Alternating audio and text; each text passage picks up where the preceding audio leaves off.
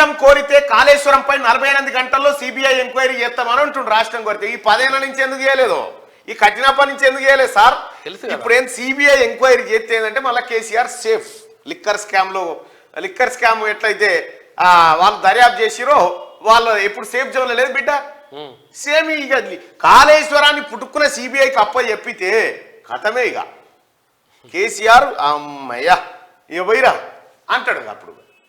ఇప్పుడు రాష్ట్రంలో ఉన్నటువంటి జ్యుడిషియల్ ఎంక్వైరీ చేస్తే బయటపడుతుందని సిబిఐ ఎంక్వైరీ కావాలని అంటుండే. రాష్ట్రం కోరితే కాళేశ్వరంపై 48 గంటల్లో సిబిఐ ఎంక్వైరీ చేపిస్తామో అంటుండు. 10 ఏళ్ల నుంచి 10 ఏళ్ల నుంచి చేయలే. రాష్ట్రం కోరితేనట.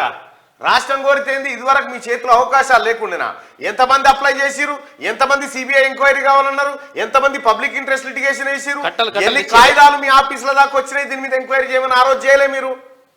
ఇప్పుడు కేసీఆర్ ఎట్లయినా దొరుకుతాడని, అధికారులు దొరుకుతారని సిబిఐ ఎంక్వైరీ మన దగ్గరికి ఎంక్వైరీ వస్తే మేము కాపాడుతాం కదని మీరు ఎందుకు బాధపడుతున్నారు అన్నట్టుగా చెప్తున్నట్టు.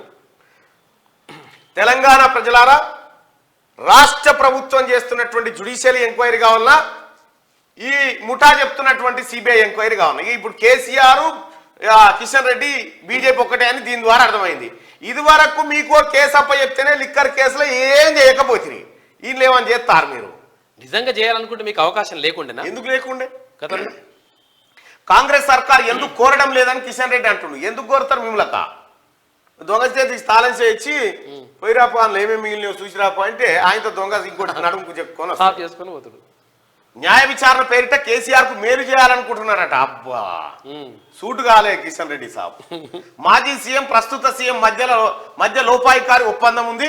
కాంగ్రెస్ ది తుమ్మితే పడిపోయే ప్రభుత్వం అని విమర్శ. తుమ్మితే పడిపోయే ప్రభుత్వం అట కాంగ్రెస్ పార్టీది. మరి తుమ్మితే పడిపోయే ప్రభుత్వాన్ని మీరు ఎందుకు ఓడగొట్టలేకపోయిరా? ఏమన్నా అసలు నీ పార్లమెంట్ సెగ్మెంట్ ఒక్క సీట్ ఎందుకు గెలవలే బీజేపీ? ఇప్పుడు రాబోయే పార్లమెంట్ ఎన్నికల్లో కిషన్ రెడ్డి మళ్ళా నిలబడతాడు, కేసీఆర్ మళ్ళా ఈ మద్దతు అంతా జరుగుతుంది. మీరు చూడండి, గతంలో మీ సిట్టింగ్ స్థానం కూడా గెలవలే కదా, అంబర్పేట కూడా గెలవలే కదా. 10 ఏళ్ల నుంచి మీరు ఏం చేశారు? కేసీఆర్ అవినీతిపై సిబిఐతో కేంద్రం ఎందుకు ఎంక్వైరీ చేయించలే? ఉత్తమ్, ఇతర రాష్ట్రాల లీడర్లపై కేసులు పెట్టిన వాళ్ళు మీ మిత్రుడిని ఎందుకు వదిలేసారు? అన్నీ తెలిసి కాళేశ్వరానికి కేంద్ర ప్రభుత్వం అప్పులు ఎట్లిచ్చింది? కాళేశ్వరంపై ఈ వారంలోనే జ్యుడిషియల్ ఎంక్వైరీ మొదలు.